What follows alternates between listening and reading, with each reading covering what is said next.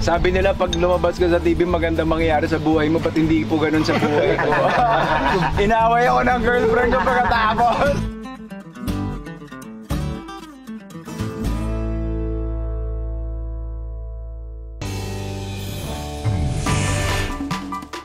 Nasa Quezon City pa rin ang next stop ni beauty queen Tia Tomala.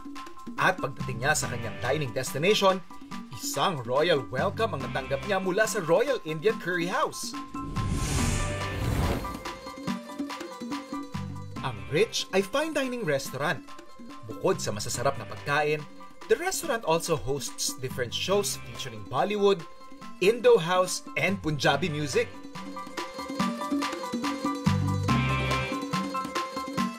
Pero ang ultimate experience na babalik-balikan mo sa Rich ay ang kanilang authentic Indian food.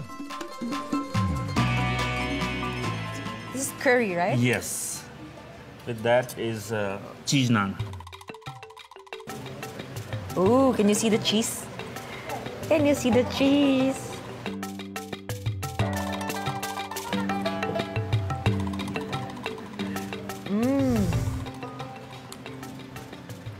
It's the best naan that I've ever had. It's making me speechless. Because it's very soft. It's really easy to eat and the flavor is just rich. Yeah. Very rich.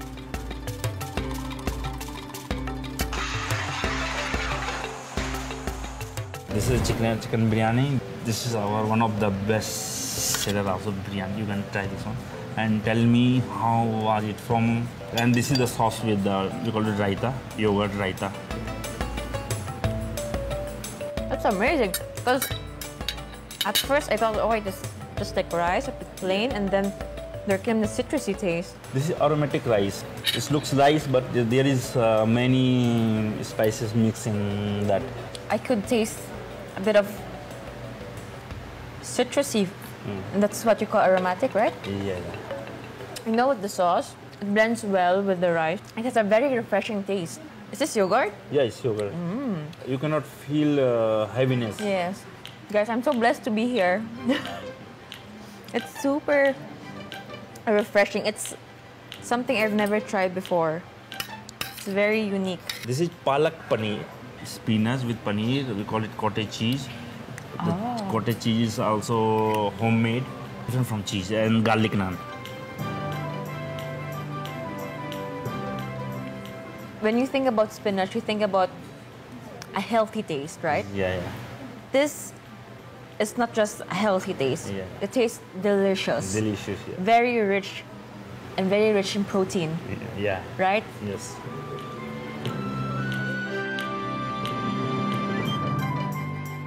So this is also nice combination with the Indian food. We call it lassi. It's yogurt drinks, and it's good for digestion also. We call it tandoori prawns. Yogurt, then Indian spices, then it's like grilled prawns. It's grilled. Yeah, it's grilled prawns, but some Indian flavor. I love how we can just mix and match the sauces. Like, even if you try another sauce, it's perfect. Yes. This is called mutton seek. Mutton seek. Yeah, seek kebab. Yeah. Seek kebab. Yeah. This is. And this is the condiments with that. This is mint sauce. Okay. And this is tamarind one, the sweet. Okay. And this is, you like spicy? Or Not really. Not really. Is that okay? Yeah, little A little bit. All right. Yeah. Thank you. Is this what's kebab made of? This is made of mutton, boneless. We grind it with some Indian herbs. Okay. Then we cook it in. We have traditional oven from. We call it tandoor. It's from India. We import from India. Yeah. Everything's from India. Yeah, everything imported. from India. Then we cook it in oven. So it's, everything is like authentic. I love that when you mix it with the mint, Yeah. it has like a refreshing taste towards it. You can try with the chicken seek kebab.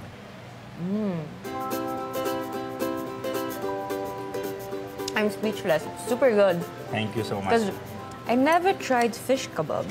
Yeah. So this is a first for me. It's very soft. You have. Yeah, it's very soft.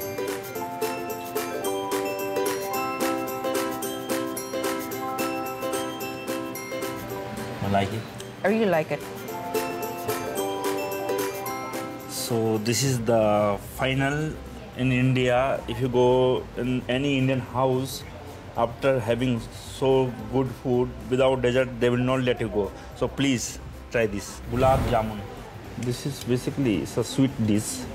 Okay. Yeah, in India, you can compare this like from like licha plan, something like that. Yeah. Yeah. But it has like a bread texture. This is milk. We use it milk powder. Milk pa. Oh, Yeah, that's why it's melting in my mouth. Yeah. Ayan. Thank you so much, Chef Thank you for Rana. coming. Thank you for coming. Thank you so much for this experience. It's Thanks. super rich in taste and texture and everything. Thank you. So my overall experience is, first of all, sobrang luxurious niya from the design when you walk in. I really appreciate yung pagkain, yung taste, yung texture, yung richness of flavor. Amazing, fabulous, and rich. So once na bumango na yung ating iginigisa, pwede na nating ilagay yung ating liquid component. Unahin natin yung ating beer.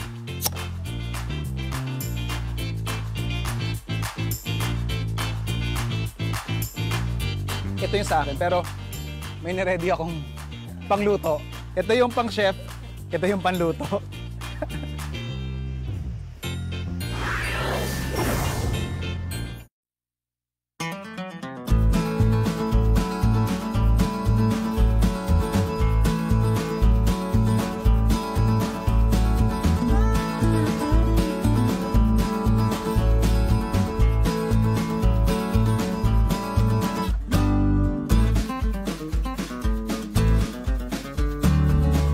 Doon ko na rin mag-demo, chef. Okay lang, chef. Tatanong ko lang dun, oh.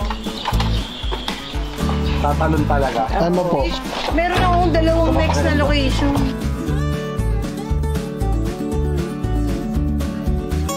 Isang dapa. Luluto tayo ng isdang dapa. Pero yung sauce natin would be creamy dill sauce. Ayan.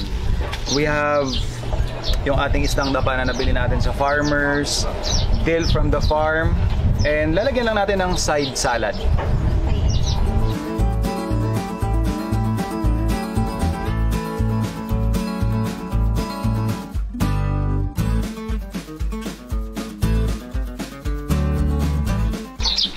So pwede na natin i-fillet yung ating isda. So malinis na to, wala na tong hasang tsaka... Ganun. Yan po yung alam kong dyan doon. Level mo siya. Mukha siyang labahita. Yan, para kita Pero hindi yan isda labahita. pa rin yung kita. Yan. Ano yung labahita, chef?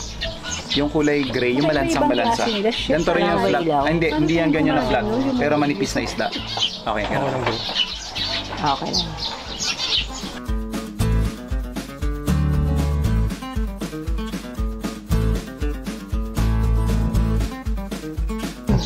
Pinagbabagi. Pagkain na lang ganyan. Palibasa lalaki. Tapos maiiwan. May iwan. Tapos babalikan mo. Char! Ganyan, di ba? Ganyan. O, tapos alis ka. Bagay. Gusto ko yan.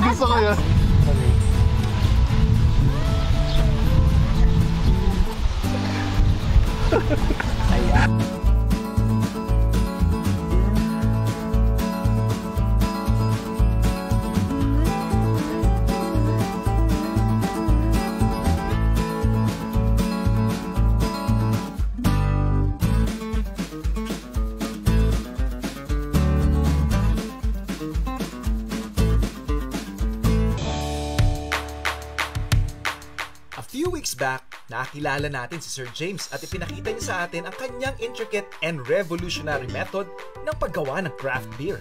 I started lang joining bazaars lang, ganun. Tapos eventually, by chance, napunta ako ng DOST. May nakita akong program nila, parang pwede ba ako dito? So I applied, long story short, nakuha nila. Pumasa ako. So from my homebrew setup na 5,000 pesos lang, they gave me 3 million para itayo yung brewery. Ayun. So, pinakita ko sa nila kung paano ko ginagawa, yung from scratch, ayun. So, they heavily supported me. Naisip kong bigyang pugay ang kanyang scientific achievement sa pamamagitan ng isang masarap na recipe kung saan bida ang kanyang produkto. Kadalasan, syempre, kapag sinabi nating serbesa, as is na yan. Pero alam nyo ba na may isang putahe na pwedeng yung palabasin yung mga flavors na meron yung ating beer, lalong-lalo na pag locally made. Gagamitin natin yung isa sa mga flavors na ginagawa nilang binibenta nila sa mga consigners nila, kung saan, sabi ni Sir James, ito na daw yung pinakamalapit yung flavor doon sa na-enjoy natin at kilala nating local beers. So ito, tawa tayo, beer soup. So medyo painitan lang natin yung pan and unahin ko lang yung pinaka-garnish natin. So gagawa lang tayo ng crouton or parang toasted bread.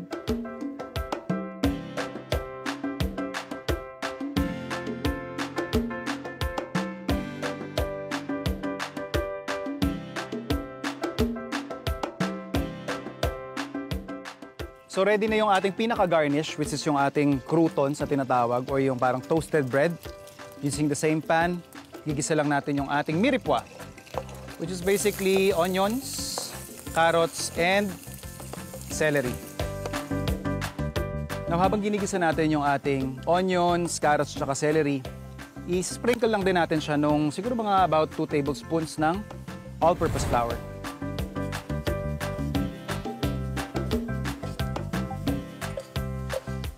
So once na bumango na yung ating iginigisa, pwede na nating ilagay yung ating liquid component. Unahin natin yung ating beer.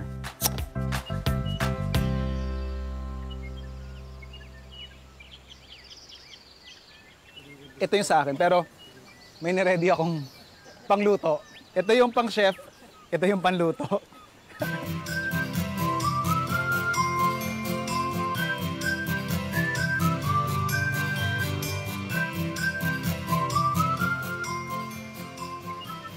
Then, para in a way, i-dilute lang natin din yung very strong bitter flavor ng beer. Lalagyan lang din natin siya ng konting stock. And then we'll just bring this to boil.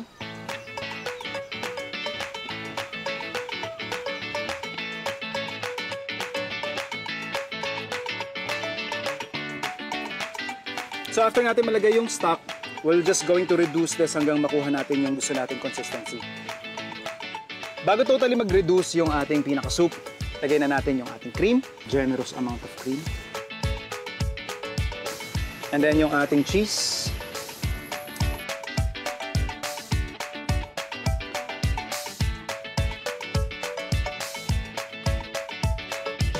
And then season natin ng salt.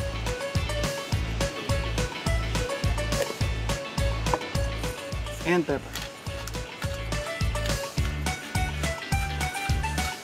Let this boil for about 3 to 5 minutes. Pwede tayo mag-serve.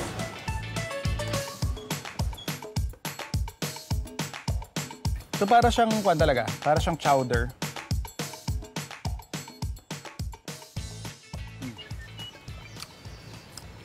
I still get the hop flavor, Yun. the bitterness. Exactly. But at the same time, there's still that aroma of the beer, the malt. It still came through eh. Yun yung, I think, especially for someone like me na using your product. Kasi I could easily just kill off yung intricacies ng flavors na yun by just boiling it or adding other flavorings na hindi mo na siya malalaman nga lang na beer talaga yung ginamit. Ito kasi, unang sip mo pa lang, unang higop mo pa lang, alam mo na beer talaga yung pinaka-main ingredient dun sa soup. The first flavor that came through, yun nga yung bitterness ng hops. It's not really bitter eh. I also get yung malty flavor ng beer. Lumabas pa rin siya. Curious lang ako, Sir James. Bakit mas mahal ang craft beer, ang artisanal beer sa mass-produced? Okay. So first of all, with our brewery, the name of the brewery is Santiago Brewery and Malt House. And so we also make our own malts. We're the only malt house in Southeast Asia. So from the grains itself, gagawin namin siya. It takes us around 1 or 2 weeks just for the malt itself bago pa kami mag-brew. Okay. Ayun. So literally from start to finish namin ginagawa yung beer. I think one of the important tasks ng chef when handling artisanal products na you really have to preserve the identity. Right. Tsaka yung true character niya. I mean, some might find it bitter for those na hindi, pag sinerve sa'yo ito nang hindi mo alam na beer soup siya, they would find it bitter. Pero once you get to explain yung purpose, bakit ganyan yung flavor profile niya, they would have a deeper understanding and appreciation doon sa ginagawa mo and of course, sa ginagawa ninyo. Kasi craft beer is an artisanal craft. Right. Artisanal arts actually, di ba?